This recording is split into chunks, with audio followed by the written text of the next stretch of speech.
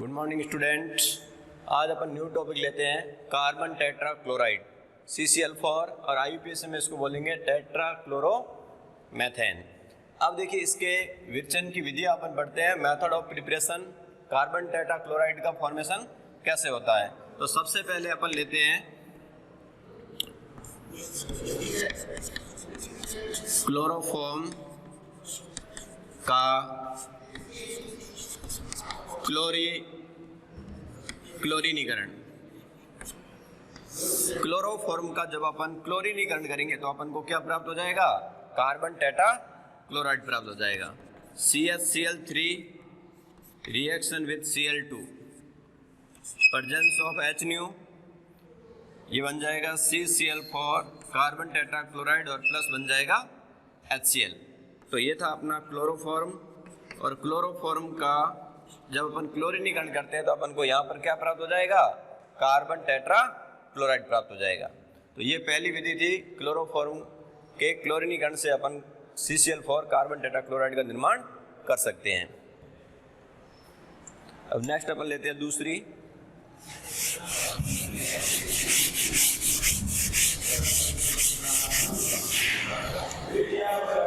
Second,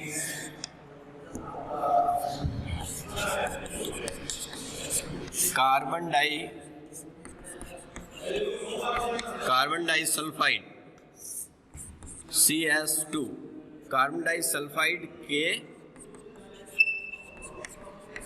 क्लोरीनीकरण के द्वारा भी अपन CCl4 का फॉर्मेशन कर सकते हैं। तो देखिए इसके अंदर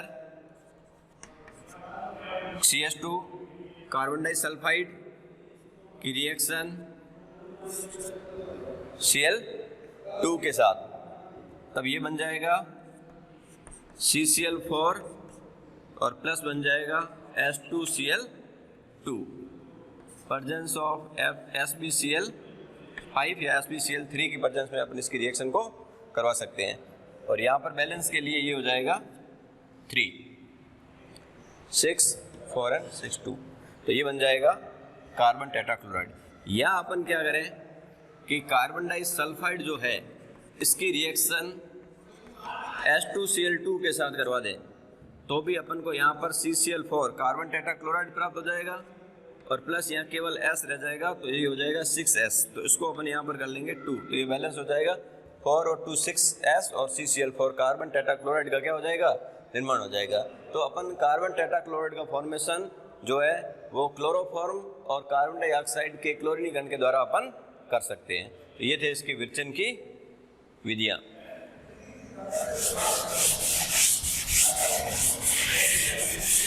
अब अपन लेते हैं कार्बन टेट्राक्लोराइड CCl4 के भौतिक गुणधर्म।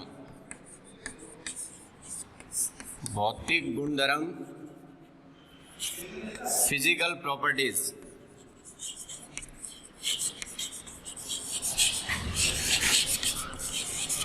अब देखिए फिजिकल प्रॉपर्टीज के अंदर ये जो कार्बन टेट्राक्लोराइड होता है यह रंगहीन और वाष्पशील क्या होता है?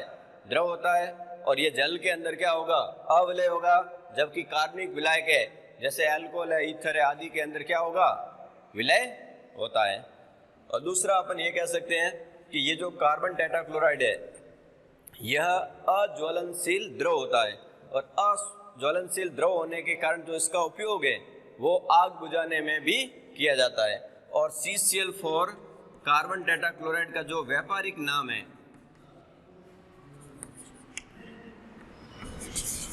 व्यापारिक नाम इसको मार्केट में कॉमर्शियल नेम से जाना जाता है, इसको पायरीन बोलते हैं। पायरीन। तो पायरीन किसको कहते हैं? CCl4 को कहते हैं। तो ये थे इसके फिजिकल प्रॉपर्टीज। अब अपन लेते हैं chemical properties of CCl4 carbon tetrachloride.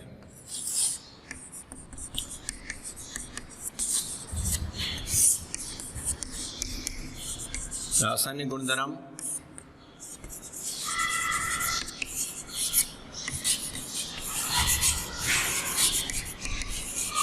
Chemical properties. इसके अंदर अपन सबसे पहले लेते हैं अपचयन, रिडक्शन। अब देखिए CCl4 कार्बन टेट्राक्लोराइड का यदि अपचयन अपन Fe+H2O के साथ करते हैं तो ये 2H प्रदान करता है और इससे अपन को प्राप्त हो जाएगा क्लोरोफॉर्म और यहाँ से निकल जाएगा HCl। तो कार्बन टेट्राक्लोराइड, कार्बन टेट्राक्लोराइड का अपचयन किया तो यहाँ पर अपन को क्या प्राप्त हो गया, क्लोरोफॉर्म प्राप्त हो जाएगा। तो ये था पहली केमिकल प्रॉपर्टीज। कार्बन टेट्राक्लोराइड का अपचयन करेंगे तो अपन को क्या प्राप्त हो जाएगा, क्लोरोफॉर्म प्राप्त हो जाएगा। नेक्स्ट दूसरी केमिकल प्रॉपर्टीज अपन लेते हैं जल अपघटन, हाइड्रोलाइसिस।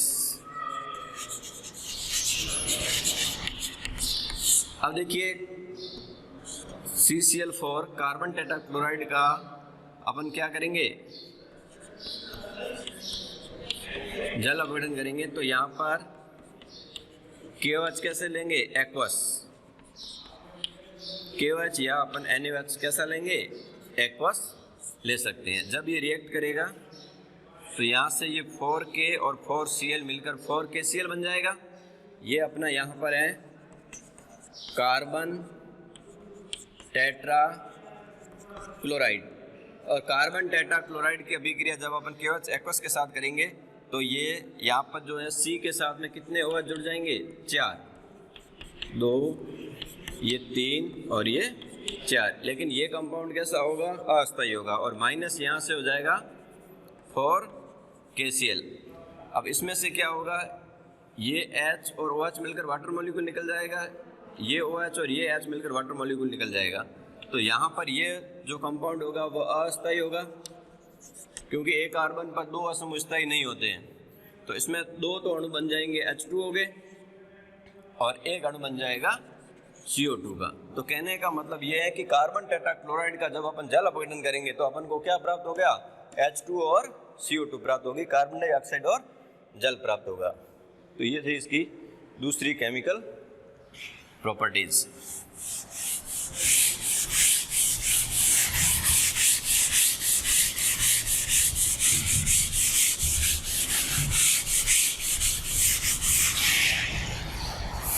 अब अपन लेते हैं थर्ड, भाप के साथ। अब जब CCl4 कार्बन टेट्राक्लोराइड, भाप का मतलब यहाँ पर अपन लेंगे H2O। यहाँ H2O किस फॉर्म में है, भाप फॉर्म के अंदर है, टेम्परेचर 775 केल्विन होगा। और जब ये इसके साथ में रिएक्ट होगा तो COCl2 बन जाएगा और प्लस हो जाएगा 2HCl। तो यहाँ पर अपन निर्माण हो जाएगा फॉस्जीन, या इसको बोलते हैं कार्बोनिल क्लोराइड। जो और ये जो गैस होती है वो कैसे होती है, विषैली होती है। तो ये ध्यान रखना कि कार्बन टेट्राक्लोराइड CCl4, इसका जब अपन अभिक्रिया भाप के साथ कराएंगे 775 केल्विन पर तो फॉस्जीन बनेगी CuCl2 या कार्बोनिल क्लोराइड कहते हैं। और ये जो गैस होती है वो क्या होती है, विषैली होती है। नेक्स्ट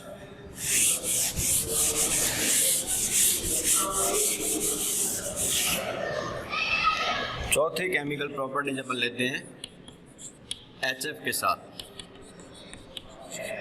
CCl4 कार्बन टेट्राक्लोराइड की अभिक्रिया जब अपन HF के साथ करते हैं SbCl5 की उपस्थिति में, अब यहाँ पर अपन यदि 2HF ले लेंगे तो यहाँ पर CCl2 और ये हो जाएगा F2 और प्लस हो जाएगा 2HCl। तो यहाँ पर अपन को प्राप्त हो जाएगा क्लोरोफ्लोरो कार्बन है और इसको अपन कहते हैं फ्रियोन, और ये फ्रियोन प्राप्त हो जाएगा यहाँ पर अपन को 12। तो ये था अपना कार्बन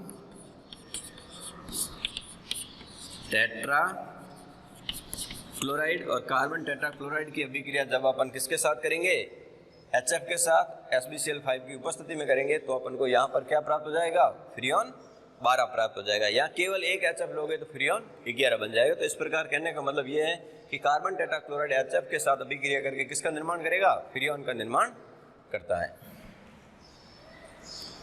नेक्स्ट अपन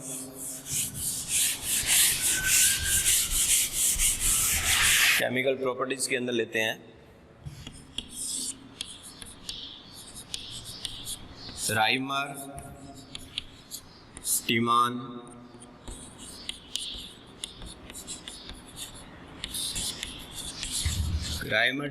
कार्बोक्सिलीकरण अभिक्रिया।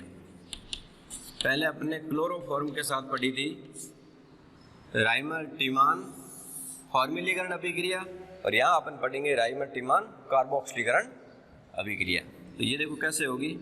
तो यहाँ अपन को लेना पड़ेगा फिनॉल, फिनॉल की अभिक्रिया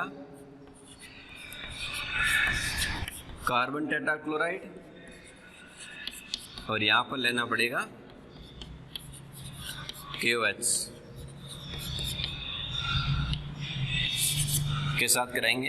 तो यहाँ पर ये 4 तो निकल जाएगा, 4 KCl बन जाएगा, और यहाँ पर ये बेंजीन की वलय है, इसकी ऑर्थो स्थिति पर ये C, ये OO और यहाँ का COH ग्रुप यहाँ पर जुड़ जाएगा।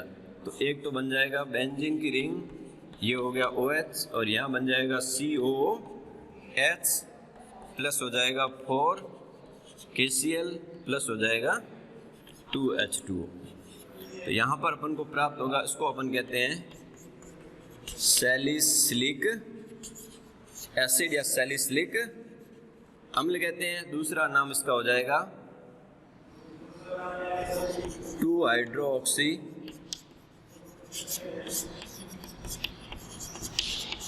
बेंजोइक अम्ल भी इसको कहते हैं।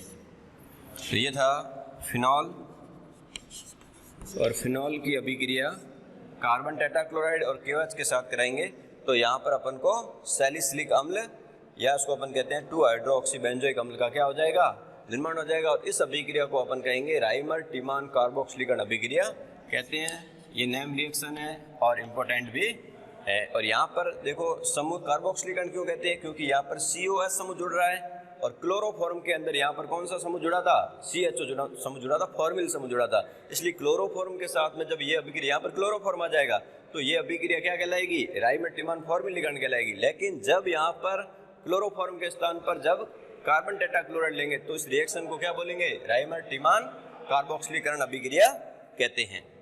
तो ये थी इसके अंदर केमिकल प्रॉपर्टीज। अब अपन नेक्स्ट एक रिएक्शन और है, इसके अंदर अपन लेते हैं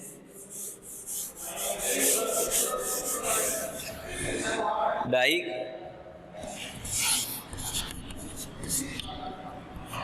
hello alkene, dihaloalkene के साथ में इसका जब CCl4 का योग होता है तब देखो क्या बनता है। डाई हेलो एल्किन में अपन ले लेते हैं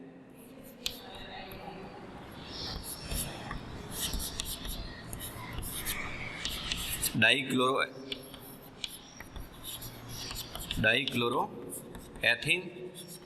और डाइक्लोरोएथीन की अभिक्रिया अपन करते हैं CCl4 से कार्बन टेट्राक्लोराइड के साथ करते हैं। तब देखिए यहाँ पर जो उसको अपन Cl और CCl3 लिख सकते हैं, ये प्लस और ये माइनस लिख सकते हैं। तब जब ये ऐड होगा तो यहाँ पर देखो ये 2 ही कार्बन है, दोनों और Cl है, तो अपन कहीं पर भी इसको जोड़ सकते हैं। तो एक और अपन Cl जोड़ देंगे तो ये हो जाएगा HC, ये Cl ऑलरेडी है ही, एक Cl यहाँ जुड़ जाएगा और डबल बॉन्ड चेंज हो जाएगा सिंगल बॉन्ड में C, और ये H, एक यहाँ पर Cl है और यहाँ पर जुड़ जाएगा CCl3। तो ये जो उत्पाद बनेगा इसका अपन IUPAC नोमेनक्लेचर कर लेंगे तो 1, 2 और ये 3, तो ये हो जाएगा 1, 1, 1, 2, 3 हेक्सा क्लोरो प्रोपेन। 1 1 1 2 3 3 1 1 1 2 3 3 हेक्साक्लोरोप्रोपेन का निर्माण हो जाएगा। तो ये थे इसकी CCl4 कार्बन टेट्राक्लोराइड के रासायनिक गुणधर्म। अब अपन लेते हैं कार्बन टेट्राक्लोराइड CCl4 के उपयोग।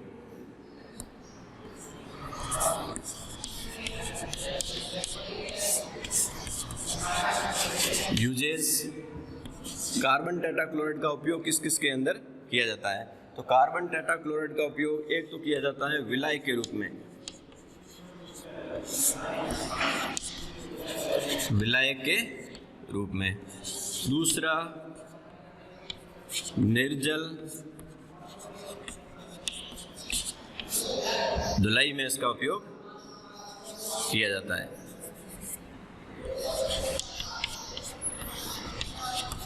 तीसरा आग बुझाने में, जो व्यापारिक नाम इसका पायरीन के नाम से इसको जाना जाता है, वो अज्वलनशील द्रव होता है, इस कारण से इसका उपयोग आग बुझाने के अंदर भी किया जाता है।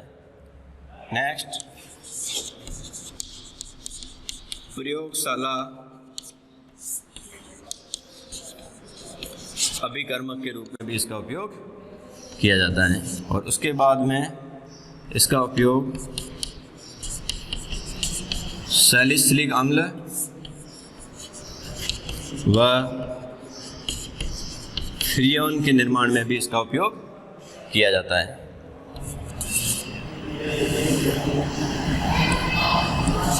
और टैप वर्म व हुक वर्म के इलाज में भी इसका उपयोग किया जाता है। तो ये थे कार्बन टेट्राक्लोराइड CCl4 के उपयोग।